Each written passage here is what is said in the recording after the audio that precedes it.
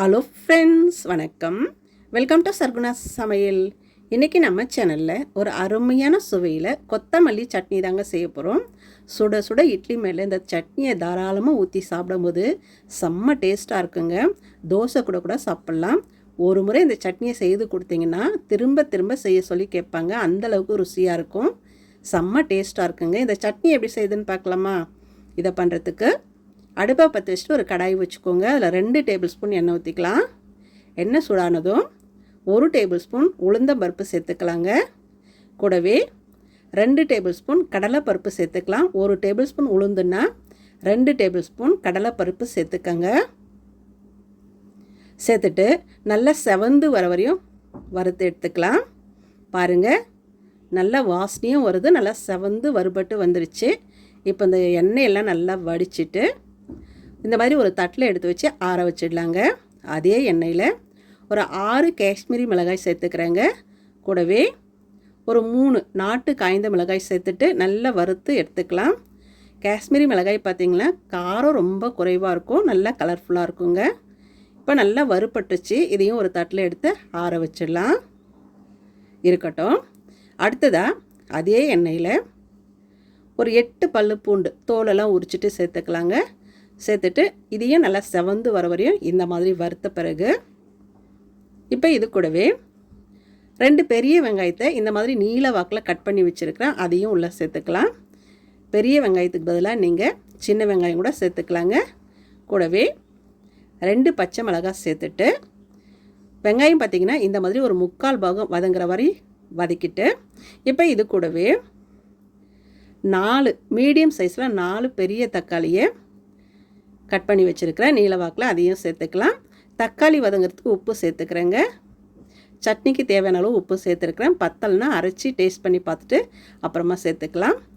தக்காளி பார்த்திங்கன்னா நல்லா குழஞ்சி இந்த மாதிரி வர வரையும் நல்லா வதக்கிட்டு இப்போ இது கூடவே நல்லா ஒரு கை கொள்கிற அளவுக்கு கொத்தமல்லியை சேர்த்துக்கலாங்க. நான் தண்டோடு சேர்த்துக்கிறேன். உங்களுக்கு தண்டு வேணான்னா இந்த இலையை மட்டும் பிச்சு எடுத்து ஒரு கை கொள்கிற அளவுக்கு சேர்த்துக்கங்க.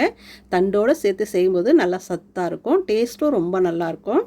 ஒரு 1-2 நிமிஷத்துக்கு நல்லா இந்த மாதிரி வதக்கிட்டு பாருங்கள், நல்லா வதங்கிடுச்சு.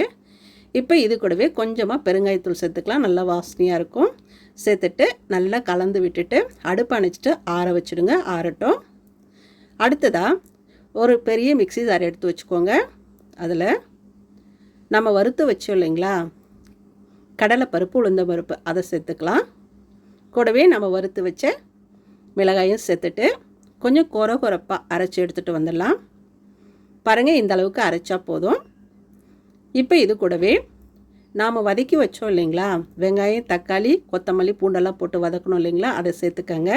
ஏற்கனவே உப்பு சேர்த்து வதக்கிருக்கிறோம், அரைச்சி பார்த்துட்டு டேஸ்ட் பண்ணி பார்த்துட்டு அப்புறம் சேர்த்துக்கலாம். கூடவே கொஞ்சமாக தண்ணி சேர்த்துட்டு ரொம்ப நைஸாக அரைக்காமல் கொஞ்சம் கொரப்பாக அரைச்சி எடுத்துகிட்டு வந்துடலாம். பாருங்கள், இந்த அளவுக்கு நான் அரைச்சி எடுத்துகிட்டு வந்துட்டேன். இதை அப்படியே ஒரு பவுலுக்கு மாற்றிக்கலாங்க. ஒரே ஒரு முறை இந்த மாதிரி சட்னி அரைச்சி பாருங்கள், திரும்ப திரும்ப இந்த சட்னி அரைப்பீங்க, அந்தளவுக்கு ருசியாக இருக்கும். சேர்த்துட்டு மிக்ஸி ஜாரில் தண்ணி ஊற்றிட்டு நல்லா அலசி ஊற்றிக்கலாம்.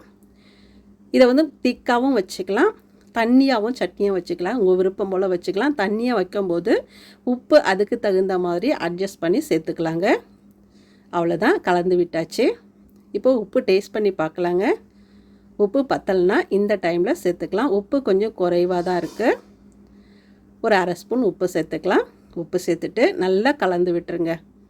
இந்த சட்னியை நீங்கள் தண்ணியாக வச்சு கூட செய்யலாம், ரொம்ப நல்லாயிருக்கும்.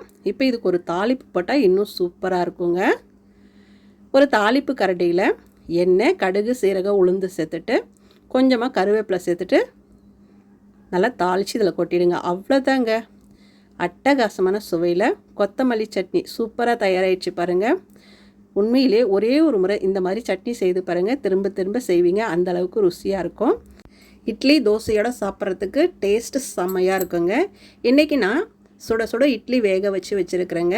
3 இட்லியை தட்டிலே வச்சுட்டு தாராளமாக இந்த சட்னியை ஊற்றி அப்படியே பிசைஞ்சு சாப்பிடும்போது டேஸ்ட் வந்து செம்மையாக இருக்குங்க. 3 இட்லி சாப்பிட்ற இடத்துல இன்னும் 4 இட்லி சேர்த்து சாப்பிடுவாங்க. அந்த அளவுக்கு ருசியாக இருக்கும். மிஸ் பண்ணாமல் இந்த கொத்தமல்லி சட்னியை நீங்களும் செய்து பாருங்கள். செய்து பார்த்துட்டு எப்படி வந்ததுன்னு கமெண்ட்டில் சொல்லுங்கள். இந்த வீடியோ பிடிச்சதுன்னா சர்குணா சமையலுக்கு சப்ஸ்கிரைப் பண்ணுங்கள், லைக் பண்ணுங்கள், மறக்காமல் உங்கள் தெரிஞ்சவங்களுக்கு நிறைய ஷேர் பண்ணுங்கள். நன்றி, வணக்கம்.